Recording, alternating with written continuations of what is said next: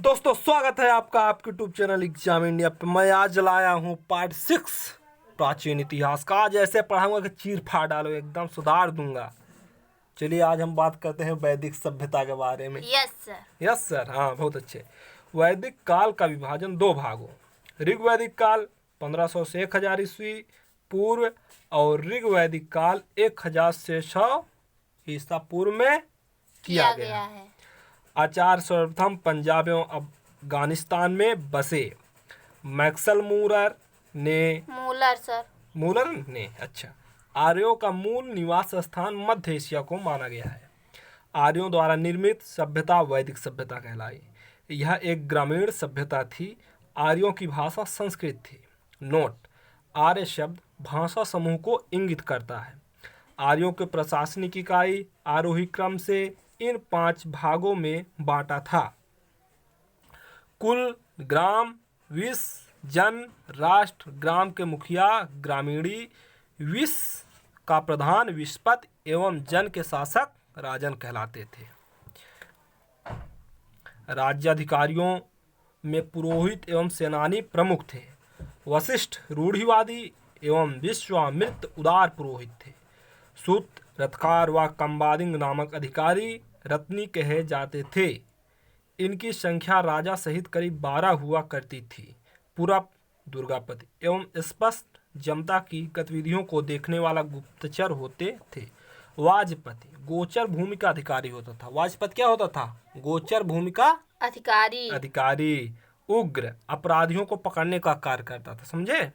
ऋग्वेद में किसी तरह के न्यायाधिकारी का उल्लेख नहीं है। अब यहाँ देखो, दिशा पूर्व, उत्तर वैदिक शब्द में से प्राची कहा जाता है, पश्चिम को प्रतीची कहा जाता है, उत्तर को उदीची कहा जाता है।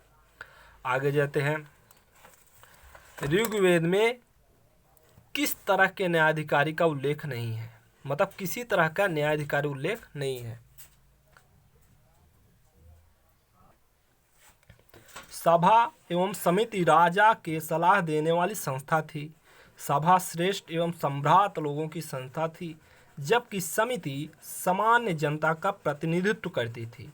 इसके अध्यक्ष को ईशान कहा जाता था।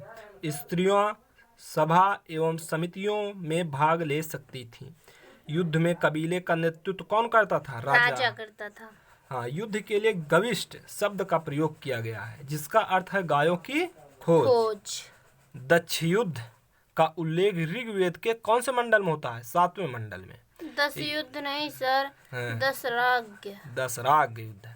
यह शुद्ध परुषणी रावी नदी के तट पर सुदास एवं 10 जनों के बीच लड़ा गया, जिसमें सुदास विजयी हुए। ऋग्वैदिक समाज 4 वर्णों में विभक्त था। ये वर्ण थे ब्राह्मण, क्षत्रिय, वैश्य और शूद्र। यह विभाजन व्यवसाय पर आधारित था। ऋग्वेद के 10वें मंडल के पूर्व सूक्त में चतुर्वर्णों का उल्लेख मिलता है। इसमें कहा गया है कि ब्राह्मण परम पुरुष मुख से, क्षत्रिय, इतना हुआ। अब देखिए इंपॉर्टेंट क्या है। उपनिषदों की संख्या 108 है, महापुराणों की संख्या 18, वेदांगों की संख्या 6 है। उनकी भुजाओं से वैश्य, उनकी जंघाओं से शूद्र उनके पैरों से उत्पन्न होते हैं। आर्यों का समाज प्रधान था। समाज के सबसे छोटी इकाई परिवार या कुली थी, जिसका मुखिया पिता होता था, जिसे कुलप कहा जाता था। स्त्रियां इस काम में अपने पति के साथ यज्ञ काल में भाग ले सकती थी। बाल विवाह एवं पर्दा प्रथा का प्रचलन नहीं था। विधवा अपने मृतक पति के छोटे भाई देवर से विवाह कर सकती थी। स्त्रियां शिक्षा ग्रहण करती थीं। ऋग्वेद में लोपामुद्रा, घोषा, शिक्ता, अल्पा एवं विश्वास जैसी विदुषी स्त्रियों का वर्णन है। गार्गी ने यज्ञवत्सल को वाद विवाद को चुनौती दी थी। जीवन भर अविवाहित रहने वाली महिलाओं को अमाजू कहा जाता था। क्या कहा जाता था? अमाजू। तो जीविकोपार्जन के लिए वेद वेदांग पढ़ने वाले अध्यापक उपाध्याय कहलाते थे। आर्यों का मुख्य पेय पदार्थ क्या था? सोमरस था। यह वनस्पति से बनाया जाता था। आर्य 3 प्रकार के वस्तुओं का उपयोग करते थे। पहला वास, दूसरा अधिवास, तीसरा था उष्णीण। अंदर पहनने वाले कपड़ों को नोवी कहा जाता था। क्या कहा जाता था? न्योग कहा जाता था। अब देखिए, प्रमुख दर्शन एवं उसके प्रवर्तक। प्रमुख दर्शन एवं उसके प्रवर्तक। चवार्क दर्शन के प्रवर्तक कौन थे? चवार्क। योग के पतंजलि, सांख्य के कौपिल, न्याय के गौतम, पूर्व मीमांसा के जैमिनी थे। महर्षि कणाद को भारतीय परमाणुवाद का जनक कहा जाता है। आर्यों के मनोरंजन के मुख्य साधन थे संगीत, रथ दौड़, घुड़दौड़ एवं दूध कीड़ा। आर्यों का मुख्य व्यवसाय पशुपालन एवं कृषि था। गाय को अधन्या न मारे जाने वाले योग पशु की श्रेणी में रखा गया था। गाय की हत्या करने वाले या उसे घायल करने वाले के लिए वेदों में मृत्यु दंड अथवा देश से निकाले जाने की व्यवस्था थी। आर्यों का प्रिय पशु घोड़ा था। सर्वाधिक प्रिय देवता इंद्र थे। आर्यों द्वारा खोजी गई धातु लोहा थी, जिसे श्याम अयम कहा जाता है। तांबे के लोहित अयस कहा जाता था। व्यापार हो दूर दरार तक जाने वाले व्यक्ति को पण कहते थे। लेन देन में वस्तु विनिमय की प्रणाली प्रचलित थी। ऋण देकर ब्याज लेने वालों को सूदखोर कहा जाता था। मनुष्य एवं देवता के बीच मध्यस्थ भूमिका को निभाने वाले देवता के रूप में अग्नि की पूजा की जाती थी। ऋग्वेद में उल्लिखित सभी नदियों में सरस्वती सबसे महत्वपूर्ण तथा पवित्र मानी जाती थी। ऋग्वेद में गंगा एक बार और यमुना का उल्लेख 3 बार मिलता है। इसमें सिंधु नदी का उल्लेख सर्वाधिक बार हुआ है। देखो, ऋग्वैदिक नदियाँ, तो आप प्राचीन नाम क्या था, आधुनिक नाम था। तो इम्पोर्टेंट तो मेन देखते। परुषणी को रावी नदी कहा जाता है, सुदृढ़ को शतलज, विपाशा को व्यास और गोमती को गोमल कहा जाता था। देखो, उत्तर वैदिक काल में इंद्र के स्थान पर प्रजापति सर्वाधिक प्रिय देवता हो गए थे। विश्व को 3 पगों को कल्पना का विकास उत्तर वैदिक काल में हुआ। समझे? ऋग्वैदिक देवता, पहला देवता इंद्र युद्ध का नेता कहा जाता था एवं वर्षा का देवता। अग्नि को देवता एवं मनुष्य के बीच मध्यस्थ। धाव आकाश का देवता सबसे प्राचीन। वरुण को पृथ्वी एवं सूर्य से निर्माता। समुद्र का देवता विश्व के नियामक एवं शासक। सत्य का प्रतीक, ऋतु परिवर्तन एवं दिन रात का कर्ता। सोम को वनस्पति देवता कहा जाता है। विष्णु को विश्व के संरक्षक एवं पालन कर्ता कहा जाता है। मरुत को आंधी तूफान का देवता।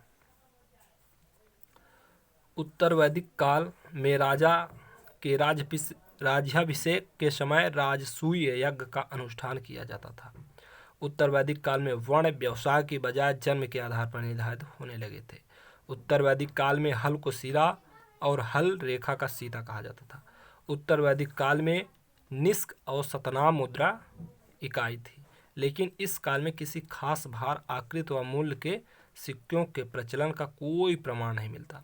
सांख्य दर्शन भारत के सभी दर्शनों में प्राचीन एवं इसके अनुसार मूल तत्व 25 थे, जिनमें प्राकृतिक पहला तत्व है सत्यमेव जयते।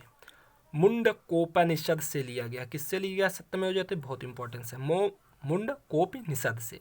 इस उपनिषद में यज्ञ की तुलना फूटी नाव से की गई है। गायत्री मंत्र शबृत नामक देव संबंधित है, जिसका संबंध ऋग्वेद से है। लोगों को आर्य बनाने के लिए विश्वामित्र ने गायत्री मंत्र की रचना की। श्राद्ध की प्रथा पहल दत्तात्रेय ऋषि के बेटे नीम से शुरू की। उत्तर वैदिक काल में कौशाम्बी नगर में प्रथम बार पक्की ईंटों का प्रयोग किया गया। महाकाव्य 2 हैं। कौन कौन से महाकाव्य? 2 हैं, महाभारत एवं रामायण।